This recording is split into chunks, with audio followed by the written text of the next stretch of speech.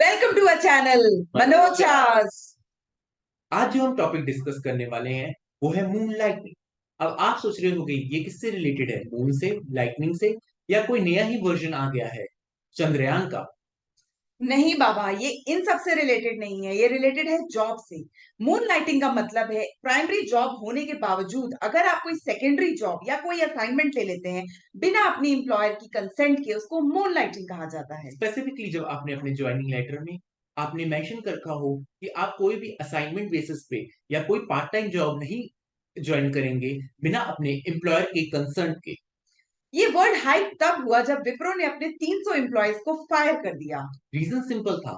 उन IT professionals ने Wipro company के कॉम्पिटिटिव कंपनियों के साथ असाइनमेंट बेसिस पे काम लेना स्टार्ट कर दिया, जिससे विप्रो कंपनी ने अपने प्रोफेशनल्स को फायर कर।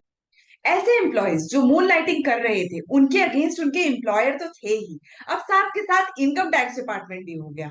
इसलिए नहीं कि वो मून लाइटिंग कर रहे थे, बट इसलिए कि उन्होंने अपनी इनकम टैक्स रिटर्न में मून लाइटिंग इनकम को डिस्क्लोज ही नहीं किया।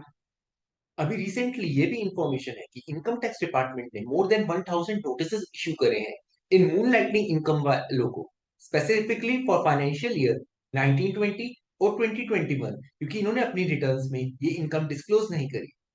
इस कैटेगरी में सबसे ज्यादा आते हैं IT professionals, accountants and management consultants. अब आप सोच रहे होंगे कि इनकम टैक्स डिपार्टमेंट वालों ने इन ट्रांजैक्शंस को ट्रेस कैसे करा। इसलिए क्योंकि ये ट्रांजैक्शन जनरली डिजिटली मोड से हो रखी थी। सेकेंडली, इंटरनेशनल अकाउंट से इन ट्रांजैक्शंस की पेमेंट हो रखी थी। कई आर्टिकल्स के अकॉर्डिंग तो ये भी पता चला है कि जो कंपनी इनसे मून लाइटिंग करवा रही थी उन्हीं ने जाके ही इनकम टैक्स डिपार्टमेंट को इनके आइडेंटिटी के बारे में डिस्क्लोज कर दिया है along with their pan numbers. Income tax department को डाटा एनालिस्ट के थ्रू ये भी पता चला कि कुछ कंपनीज ने तो इन प्रोफेशनल्स को ऑब्लाइज करने के लिए फॉरेन टूर्स भी दिए और एक्सपेंसिव गिफ्ट भी दिए, जिनका कोई treatment proper income tax return में नहीं किया गया। हमारी इस वीडियो के एंड तक बने रहें, क्योंकि हम आपको लास्ट में ये भी बताएंगे अगर आप अपनी इनकम टैक्स रिटर्न में ये इनकम डिस्क्लोज करना भूल गए हैं तो इसका करेक्ट ट्रीटमेंट कैसे किया जाएगा। ये इनकम सिर्फ इनकम टैक्स के परव्यू में ही नहीं, जीएसटी के परव्यू में भी आती है।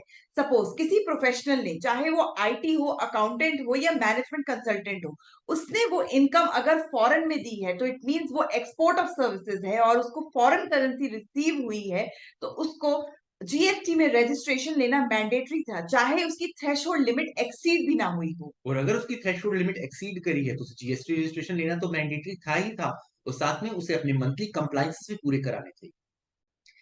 जैसे कि अब तक इनकम टैक्स डिपार्टमेंट 1000 से ज्यादा नोटिस इशू कर चुका है और आने वाले टाइम पे और भी नोटिस इशू किए जाएंगे।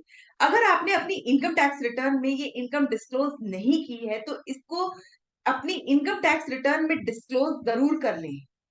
अब आप सोच रहे होंगे कि इसे कैसे डिस्क्लोज किया जाए। प्रीवियसली ईयर वाली इनकम खासकर तो आप अपडेटेड रिटर्न के थ्रू कर सकते हैं। और अगर आप 22-23 की आपने रिटर्न फाइल कर चुके हैं पर आपने ये इनकम डिस्क्लोज नहीं करी, तो आप इसे रिवाइज रिटर्न के थ्रू कर सकते हैं। और अगर आपने 22-23 की रिटर्न ही फाइल नहीं करी, तो आप बिलेटेड रिटर्न के थ्रू कर सकते हैं। अगर आप हमारे साथ ऐसे ही अपडेटेड रहना चाहते हैं तो हमारे चैनल को जरूर से सब्सक्राइब कर लें, लाइक करें और कमेंट भी जरूर करें। अगर आप चाहते हैं हम आगे किसी आपकी क्वेरी पे वीडियो बनाए तो हमें कमेंट बॉक्स पे जरूर लिख सकते हैं। Thank you. Thank you.